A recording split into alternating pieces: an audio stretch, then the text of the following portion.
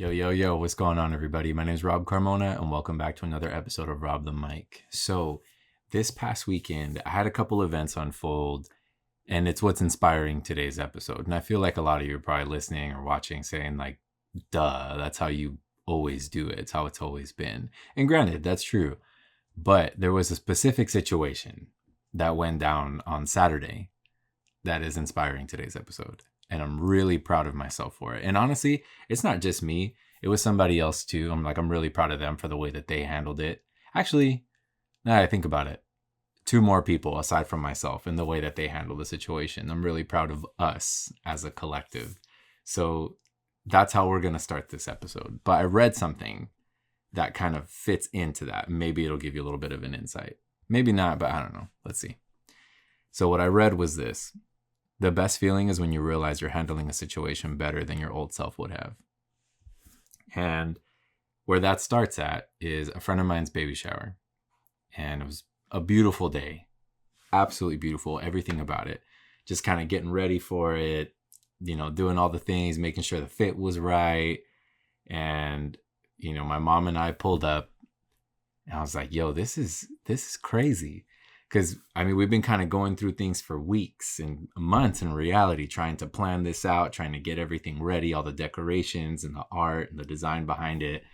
And that was really exciting for me to be a part of and to be able to give that to them, right? Because what I do for my work, for a lot of you guys who don't know, if this is your first time tuning in, like I'm a graphic designer. And it's fun to be able to do it for work, right? But my favorite thing is when I can give something like that, any sort of design or anything like that to my friends or my family.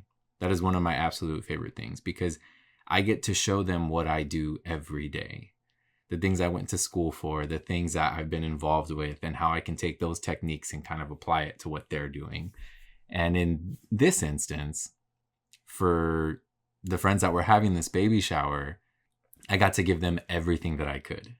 I got to kind of mess around with art. I got to mess around with branding. And also I got to work with my hands too, which is really nice because it's like I was talking to you guys about, I'm trying to get into this place where I can kind of stretch my artistic background in a certain way. But I miss working with my hands. And granted, I do have a new business venture right now that I'm working on with a friend of mine that's allowing me to do that. Definitely more hands-on. I'm getting to use my hands and do certain things and make certain things, which is great. And I love that, and I need it. I need it like in my soul. It's been a very long time that I've been able to get off of digital and just kind of go analog in a way. And with this business, I'm getting to kind of merge the two, which is really nice. As I start digital and then it ends very analog. So I enjoy that. And that's a very rare case, I feel like, for a lot of designers. They don't get to do both. It's usually one or the other, where you end up, let's say if you work in print, you could be very analog.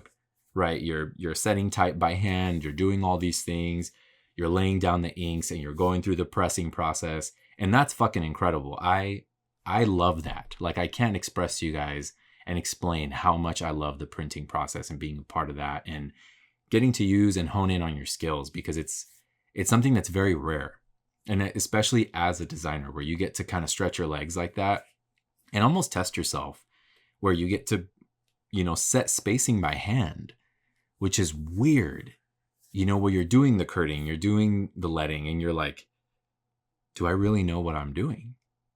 Can I really do this? Where you're looking at like slivers of metal when you're laying down these individual letters, and you're like, okay, it needs this much space, it needs this much space, and you're doing it upside down, and it's fucking crazy the way that shit tests you, but I love that. And doing this kind of process now is allowing me to kind of relive that in a way and bring that back into my life where I get to work with my hands again. And I love that. And again, I get to start digital, which is cool because I feel very comfortable with that. With anything that is digital, like I feel very, very comfortable with that. But when I can go outside of that and I get to work with my hands again, it's like, okay, I get to, crack my knuckles, take out my tools, use my knives, use this, use that, pens, whatever the fuck I need to use. And I'm like, okay, here we go, back to basics type of thing. And it's fun. It's really, really sick. And for this baby shower, yeah, I got to design some skateboard decks. I got to design signage, branding, do typesetting, do all kinds of stuff. It was fucking awesome. And one of the coolest things was getting to see people's reactions of it all. And then being like, oh yeah, I made that. Like I did that, and my buddy helped me assemble these pieces, which I'm very, very grateful for. But I think the coolest thing from my end is being able to say that I made that, right? Where these pieces, these art pieces, right? These pro decks was something that I created. The branding, everything behind it is like, and seeing that come to life and holding it is so crazy. And I think anyone who is in the art space will tell you that when they've come from something digital, holding it in their hand and you're like, whoa, like just watching it come to fruition. And especially in this sense, right? Like taking the steps to make it happen, where it was an idea and then it becomes this like digital thing and you're kind of messing with it. And then it starts to become real and it gets printed and then you start to transfer and you're like, oh shit, this is so crazy. Because it went from this thing on my screen and now I'm holding it in my hands. And it's something that, I mean, everyone's going to remember for the rest of our lives, where it's like, dude, you remember that one baby shower and you did those skate decks and you did this and you did that. And it's exciting. It really is exciting. And the fact that I got to share that with some people that I really, really love from the bottom of my heart, like it means the world to me. And I know that they know that. And I'm very, very appreciative of that. But where I'm getting to with this whole thing is that we had I'm not going to say, I guess it's kind of like a situation, but nothing really happened, but something happened, if that makes sense. So there were some guests that attended this baby shower and, old, quote unquote friends. And for some things had gone down within the group and the group had kind of fallen apart. And for myself, like I had like separated myself from the situation because of what happened. And it was something that I needed to do at the time, right? And I tried to, in a sense, like rectify it and like make it okay for the group. Because I'm like, well, we're supposed to be family. We're supposed to be people that we can love and rely on, right? So it's like we can get through anything. But in reality, that was the first big bump we had gone through. And it was enough to like break everything down. So it's been a couple years since I've seen them and or hung out with them or anything like that, right? But my buddy who was having, or my friends who were having the baby shower, they are still associated with them. And for me, they know that on my end, it's not a big deal. It's in a sense like water under the bridge because I'm not going to make it about me. I'm not going to make it about us because it's not. It's about our homies, right? It's about their baby. It's about us celebrating a life to come and how excited we are to have this addition come into our lives. Because I know for myself, as an uncle, I'm excited. I'm extremely excited. I can't even put it into fucking words because I'm going to have another human who's also going to be a baby boy, which is even more exciting. But I'm going to get to share all these things, right? Like I get to teach little dude certain things about cars and stuff about like, photography, video work, design, clothing, shoes, all whatever, right? And I'm going to get to sit there with his dad and we're going to get to kind of like walk with him and show him stuff. And then when I have my time with him, I'm going to get to give him pieces of myself and show him and understand and explain certain things, right? Because I think as a parent, what you try to do, and I don't have kids, but I'm just, saying this from a place of observance, I guess you can say. And I think what we do is we give what we can. Because there are certain things that parents can't teach, right? There was so much for myself growing up that my mom couldn't show me, right? And I didn't have a father figure, right? But she did her best to give me pieces of the puzzle that could kind of fill in that gap, right? Or can kind of sit in a certain place to make me feel like I wasn't missing anything or like I didn't need anything. And then I had, my uncles, like I had my Uncle Fredo, showed me a lot, kept me around him a ton. And I got to learn a bunch of crazy shit throughout my life. And I feel like so much of what I've learned and processed was like through him. Just how to live, how to be, how to treat people type of shit.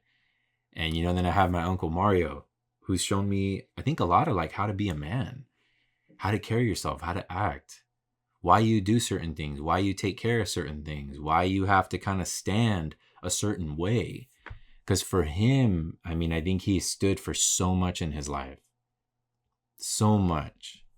And he's fought for it, like mentally, physically. And it's wild the things that he's gone through as a person, right? He's fought in wars. He's been there for revolutions. Coming from Central America, I think people don't realize how good they have it here, being in the States and growing up, because you don't see certain things, you don't experience certain things, and you never will. You will see it from afar and you'll learn about it in books. But it's very different when you live it, when you wake up to bombings and, gunfire, and having to stand for something that you believe in because that's what the fuck is right. And it's tough. And I got to see and learn from him, and I still do till this day. I love him to death, and I thank him every time I see him, and I tell him how much I love him every time I see him, because those are things that I was given, right? And again, it's my mom was doing the best with what she had, and I know my homies will do the same thing, but there's going to be, again, certain things that they just can't teach. But it's like, hey, you know what? Your Theo Rob's got you. We're going to drop you off with him for the day. He's going to watch you. Go do your thing. He's going to take you wherever. And if I have him with me, and next thing you know, we're at Albert's house and we're working on, our trucks, or we're working on, the drift car or something, sit there having him with us. Hey, dude, this is how you spin a wrench. Hey, this is what you do here. This is how you do here. Blah, blah, blah, blah. This is how you act. This is how you know what I mean? Like, try and give him whatever I can. I think that's what I'm most excited to do, is give myself a piece of him so that he can always carry that, so that he can have a similar experience to what I have, right? And granted, he has the most amazing fucking parents, and he doesn't even know it yet. Like, I love them to death. I think his mom is phenomenal. I think she's one of the greatest people that I've met. She's very kind, caring, compassionate, understanding, and supportive. And for this little dude to have a mom like that, it's like that's what you want. And then from a dad's perspective, I mean, dude, my homie has so much to offer. He has so much to give, and to see how he's grown and changed over the last couple years, just as a person, and especially in the last year, even 6 months, it's wild. And it's not like he needed to change, but just watching him shift, like emotionally and just kind of mentally, and like how everything kind of moves for him now. It's like, damn, dude, you're really prepping up for this fatherhood. And like, as a dad, what you're going to do and what you're going to stand for is exactly what this kid needs. But sorry, I went off on a little tangent there. As we do, it's fine. You know what fucking time it is when you come here. So just suck it up, deal with it, whatever. Anyways, with the situation, these people pulled up. I knew what I had to do, which was be a person. Say hello, be, how would you say, cordial, because it's not about us. And it's not about what happened then. It's about today. It was about that day. It was a special day that was not about us. It was about making the people that, even though if we're not cool, the people that we're kind of connected through, that we make them feel loved. We make them feel special. Because again, it's not about us. It's about them. So for me, it's not hard. It's not hard to go up and shake a hand. Hey, how you doing? Whatever. Even, good to see you type shit. And just let it go, right? Just to be cool, just to be polite, just to keep it chill. Because nobody needs those problems. Nobody needs that shit. And the homies don't want to see that. Nobody wants to experience that.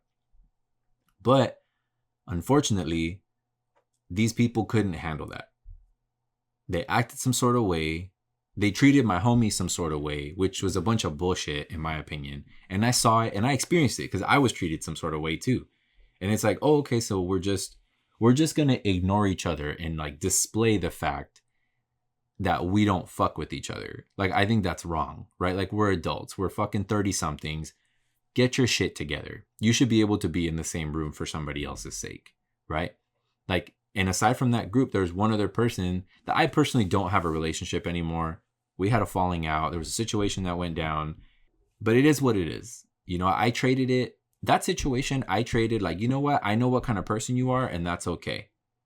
For me, that's okay. Like, I know ultimately who you are. I know how you act. I know how you handle things. If you treat my other homies with love and respect, straight. That has nothing to do with me. So when I saw this individual, I was waiting at the bar to get a drink. And he looked at me kind of like, what was I going to do? Got my hand out. And I was like, what's up, dude? Gave him a hug. I was like, it's good to see you, bro. I'll see you around.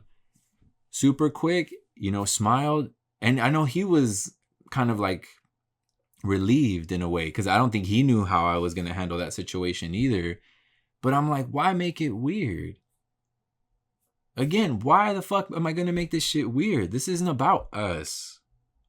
We're kicking it here for my homies, because they're our mutual friends. We need to make them feel loved. It's about them. And like, that's how the other interactions should have gone. But unfortunately, they didn't go down that way. And it's really fucking sad. And the worst part about it is later on in the night, I ended up sitting down with my homegirl, the mother to be, and she starts venting. And we start talking. It's myself, her, and Albert. And we end up just going into it. Start talking about the situation a little bit, going this. But I'm like, vent, mama, say what you got to say. Like, it's cool. Let that shit breathe. Because also, I don't want you holding on to that. I don't want you carrying that. It's fucked up. You shouldn't have to, right? Say how things make you feel. It's all right to talk about your feelings, especially with people that you're in a safe place to do so with, right? So we talk about it. It's cool. We don't like water under the bridge, but we kind of water under the bridge. Because if not, it's like, we're not going to feel any better. We're going to get more upset, but it's cool, right? So that happened. And, the parties, like those people, they end up leaving like fairly quick. And it's all good. And after that, it's like everything kind of changed. Not that like specifically when they left, but it was like things were just kind of different. Because now everybody that was in that room, were there for the homies. And were there for good reasons, good purpose. And I was like, you know what? I was proud of myself that I didn't go out of my way to try and make shit weird. Because I feel like that's why when I read that quote, like, I thrive in chaos. I thrive and I love making shit awkward. I love making shit weird. Like, I like making people feel uncomfortable in that way, especially when they've like done wrong or something like that. It's like, let's put you on the spot. Like, I love that type of shit. I think some people, it's almost like you haven't had your ass handed to you and it shows type shit. So I feel like some people, they just need to be blasted like that. They need to be put on spot and put on in a certain situation to see what's up. Like, so you think what you did was right? Oh, okay. I'm here to fucking correct that shit. I'm here to tell you other motherfucking whys. So here we are. But I didn't do that. I didn't like go up to the table and try and fix shit. I didn't try and go up to the table and like, you know what I mean? Or try and make shit awkward in some sort of way. And be like, wow, that's crazy. So you guys are just going to pull up and no one's going to say anything. This isn't about us. And try, you know what I mean? Try and do that whole shit. Like, I didn't do that. And so I'm proud of myself for not even trying to do that. Even at the opportunities that I did when they were fucking 2 feet in front of me. Because I was like, you know what? This ain't about me. Like, I'm just going to take a breath and keep living my life and do my shit. It don't concern me. It's cool. Clearly, it affects them still. Let it. It's all good. I'm over here just trying to do my thing. I'm trying to be here, for my boy, for his baby boy, for my homegirl, my family. And that's it. Clearly, it affects y'all. Clearly, y'all going to act some sort of way. So it's all good. But again, I'm even more proud of my homegirl because the way she handled it. Because she's very much like that too, which is funny. Like, it's like, what's good with it? You know what I mean? Clapping hands, tapping nails. What's up with it type shit. And I love her for that. I love how she is. I love the personality that she has and the way she brings. Because like for me, it's like that's the sister that I always wanted. Was somebody to kind of come at me a certain way and put me in my place when I need to and tell me, hey, you're doing wrong, or hey, this is how I feel about this. I don't like blah, blah, blah, blah, blah because of this, and this. And I'm like, hey, you know what? I appreciate that. I love that. And I love her for it. And I'm proud of her for handling the situation the way that she did with a smile and just kind of walking through it and saying, you know what? I'm not doing this because what you guys show me is everything I needed to see. I don't even need to address this. I don't need to do anything. I don't need to make time for this shit. It's cool. I understand. And when I later or on Monday, come work when, my homie comes through working on some projects here, trying to get some stuff ready for the business. We jump into that same conversation, talking about the situation that went down. He explains a few things on his end, how things have been, how he feels. And I'm like, oh, okay. I got it. And same thing for him too. He thrives in that environment, like in chaos, in confrontation. Like he does really well. He knows how to handle himself, and he can do it. He's very much that person who can do it. You know what I mean? It's just like, fucking knuck up. What's good? He also handled it a certain way and was just like, cool. What y'all display is everything I need to see. This is a show right now, and I'm just watching how things are unfolding, and it's cool. I already know what that is. Exit that way. I don't have time for this shit. I got time for all of this and all these people who love me, who care for me, who are trying to be here for my baby, for good things, for positivity, who are trying to bring light into my life. If y'all want to act some sort of way, fucking go that way. So it's like the three of us, the way the situation was handled, the way the day was handled, I was really fucking proud. I was like, damn, I guess this is growing up in a way. You realize, not that it's not worth it, but it's like, what am I going to spend my time doing? Am I going to spend my time putting energy into this bullshit? Am I going to go start some bullshit? Or am I going to put that same energy, I don't even know what you would call, like, that effort into being with the people that I'm here with and people that I love, and having conversations and laughing and putting time into that so that we can make good memories, right? Because what if I would have done the opposite of that? That would have been the memory that people remembered. It would have been very different. And it's like, you know what? I don't need that. I don't need that for myself, for my personal image. I don't need that type of shit. So it's cool. I would rather it be like, we just didn't interact. He did his thing. I did my thing. Versus there being like some sort of negative, like a negative memory attached to that shit. It's like, I don't need that. I don't fucking need that. Nobody does. But I don't need it. I don't fucking want it. So I put that time, I put that energy, I put that effort into being with the people that I loved and that I cared for. And that's what made the night so beautiful. Like being with his brothers, their girlfriends, both of my homies' parents. And it's like, this is sick. This is sick, and that's what made it so special. That's what made the day so special. It's like I got to enjoy my time and be the best version of myself because I was with the people that I love the most. And don't get me wrong, I had my moments where I was a little sad because things have changed over the last couple months. Not with my homies, but in my life in general. And it's like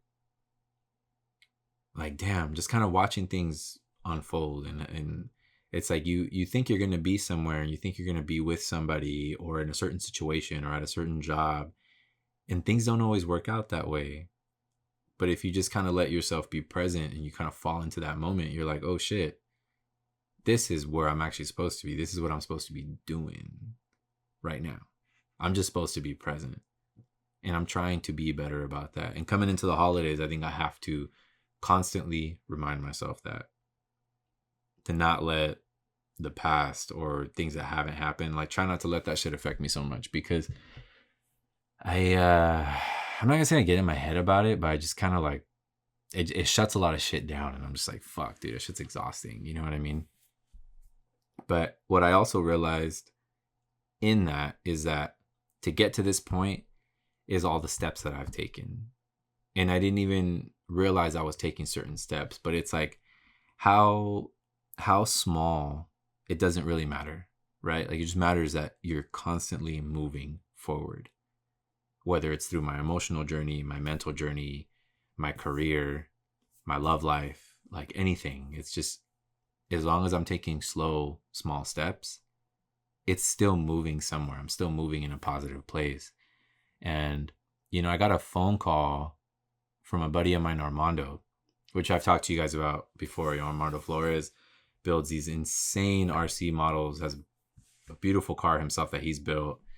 But he called me on Saturday before I left to the baby shower. And he goes, hey, dude, I need to ask you a favor. And I said, okay, what's up? What can I do?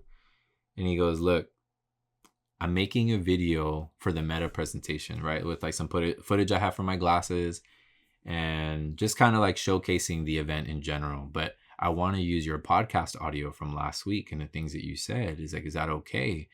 And in my head, I'm like, dude, of fucking course. Like honored at the fact that you'd even want to use my audio, and honored that you'd want me to be a part of this project in some way, right? Like I felt very, I don't know how to really explain it. I guess I don't want to say honored again, but I felt very fortunate to have been invited to such an event, right? Because he had other people there too, but for me to get a personal invite, and I'm like, oh shit, like this is really special, not just for him, but for me too, because it means a lot, right? To have people like him in my life, to have friends like him, and to say, hey, you know what? This is sick. How can I support you? And then to also have that continued support, right? And that's how we kind of go back and forth. But he goes, dude, I really want to use this audio. Is it okay with you? I said, yeah, of course. So he had already cut the audio. He had already cut it in a video. So he shows me the video and I'm just like, what the fuck? This is crazy. Because for me, this is still just something like, I don't know. I mean, I know obviously y'all watch this, y'all see this, different people, you know, wherever they listen to it, however it is you take in the podcast, but it still kind of feels like very, very small. Like it's just me talking to a camera, me just talking my shit, whatever I say, I put it on the internet and that's it. I kind of walk away from it. But in reality, it's so much bigger than that, because some of the things that I say have certain weight, and some of the things I talk about or people that I talk about, it has certain weight. And this is one of those situations. And I forget this is a very public place, right? And I know you can be like, well, how do you forget? You're talking to a camera, obviously, but you forget. You get very comfortable. I think when you've been doing it for as long as I have, which is granted only, we're about 2 years now? Maybe a little bit more than 2 years. This is a very comfortable space for me. It doesn't make me feel weird. It doesn't feel odd that I'm sitting here looking at a camera talking to it, because it's like I know that I'm talking to certain people on the other end. I know people are going to see that, and this is going to spark conversations, and that's what makes this so important. And that's why I always thank you guys every week, right? But then people like Armando kind of take a piece of this and they expose it to so much more. You know, this is a big contract for him, working with Meta. And for those of you guys who don't know what Meta is, just Facebook, Instagram, like all of that, like that is Meta. And he is being flown to different places in different states and different cities and making these presentations on his art and his work and his passions and culture. And it's like having a small say in that and being a part of it in some way, shape, or form is like, fuck, this is heavy. Because all these people are going to see it, right? The whole team who put this event together is going to see it. Like this video is now live. It's live on IG. It's live on YouTube. And it's like, oh, okay. Sick. There's these big wigs that are in this program that are attached to it, that are watching it. And they're probably like, who's this guy? Like, what is Rob the Mic?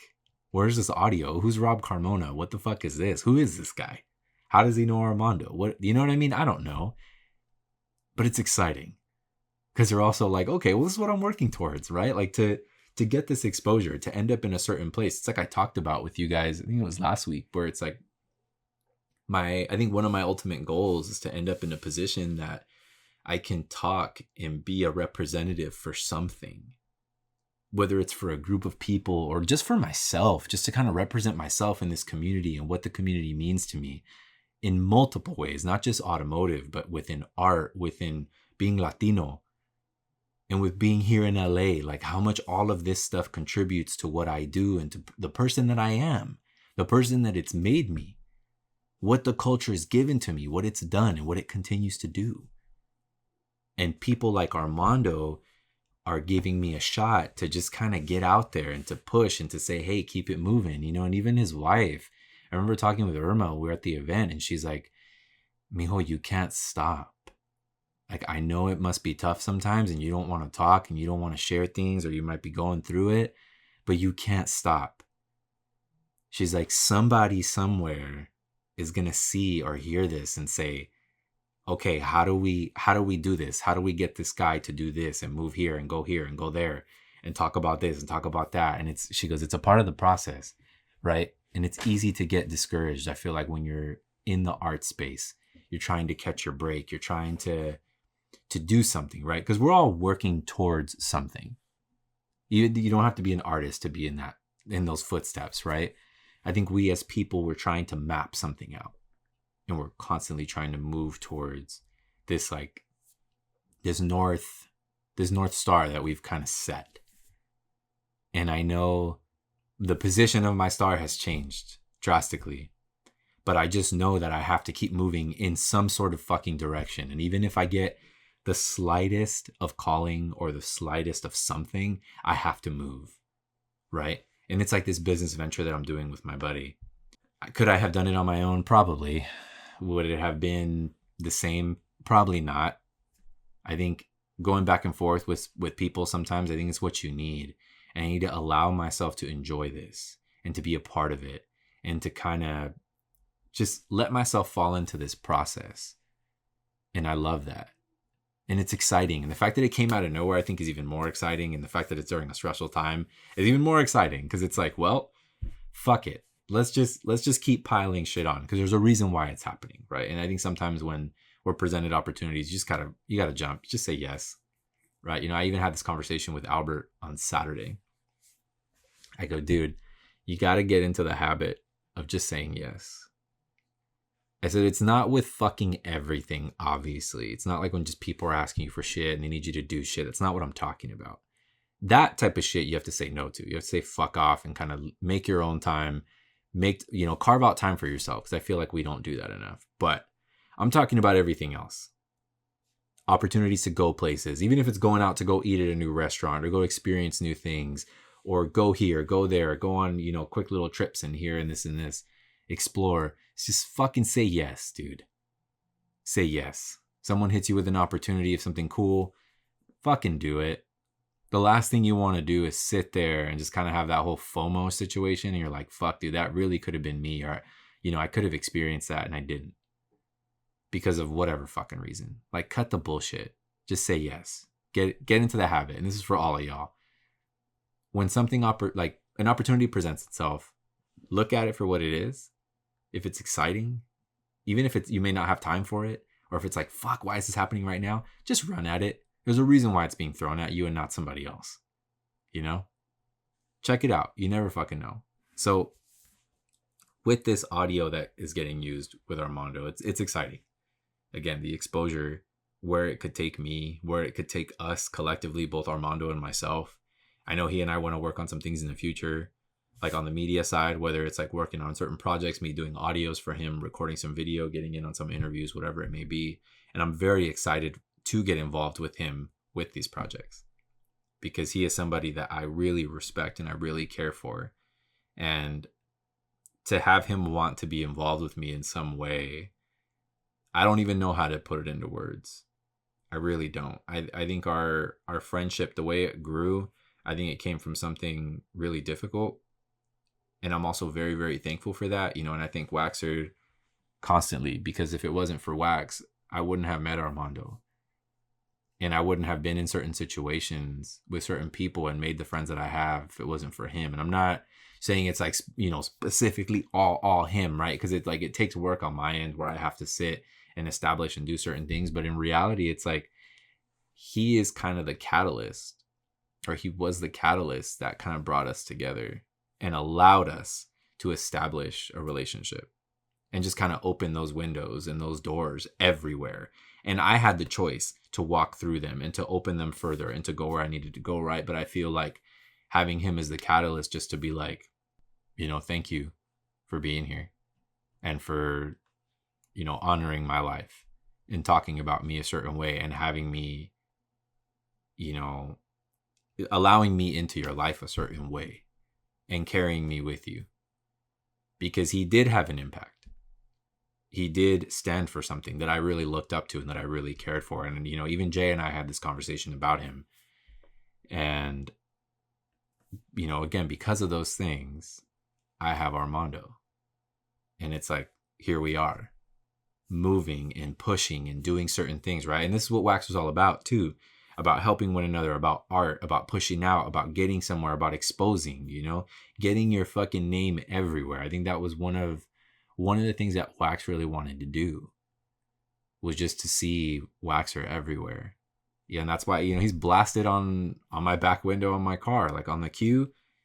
That's why it's there. Waxer forever. Let the good times roll. I have him on my truck. It's like he's everywhere. We go places, we go to events, and people kind of know. It's like, I have it on my IG profile. It's just like, we have him out there, and we put him out there because it's like what he stood for, and we're trying to also follow in those footsteps. We're trying to stand for something. We're trying to push hard and be out, get our own names everywhere, and kind of live by that sort of mentality where it's like, just make shit. Just get out, just make something. Grab the homies, go do projects, go do art, go make stuff. And keep that shit pushing, keep it rolling, right? And don't let it stop. So with Armando, it's exciting. The future is very bright and it's beautiful. And I'm really looking forward to the stuff that we have in the works. I'm really, really looking forward to that. And I'm excited for, my homies and them having their kid and the things that I'm going to get to show him, like I was talking about earlier. I'm excited for all these good things that are coming. So as much as I feel sometimes where I'm like sad, I think about old shit, or, I reminisce or whatever. It's like, I got to remember to live right now, live in the present, kind of keep myself grounded in this moment, and to not fall back so much, because it's like, well, the past is the past. It's already happened. What about the things that are happening right now? And if the stuff that happened is affecting the way that I can live in the happening, it's like, this is fucked up. Stop. That shit's back there for a reason. This is happening right now. And I gotta run with it, right? And what's coming, I gotta just run with it. It's a gift in some way, right? Like, what are the odds as people that we can live in this life, that we can be here and experience what we're experiencing? And granted, you can take that many different ways, right? There's a lot of bullshit that's happening right now too, but outside of that, the good things, the love, the energy, all that type of shit, when you get to experience that, it's a very, very different thing. And when you let yourself experience that, it's a very different thing. So I was trying to find a decent bit of advice, and I came across a passage from a book that's called You Are a Magnet by Amber Lyon. And the passage goes like this: let go of the idea that there is only one right decision, the right career, the right person, or the right place to be. What makes your choice right is your continual choice of it. You are the master of your fate, or better said, the chooser of your fate. If something no longer feels good to you, you can, at any moment, choose differently. So think about that. Talk about it with your homies, with your family, with your partners, your coworkers, whoever, because there's so much here to unpack, and I stand by it 110%. So I appreciate you guys for coming, for listening, for watching, however it is that you take in the podcast. Thank you for all the love that you constantly give and the support that you're constantly showing me. This is just a small project, and it's sick to have you guys be here for it. And I appreciate y'all. So thank you. I hope you have a beautiful day, a beautiful rest of your week, an incredible weekend, and I will catch you guys on the next one.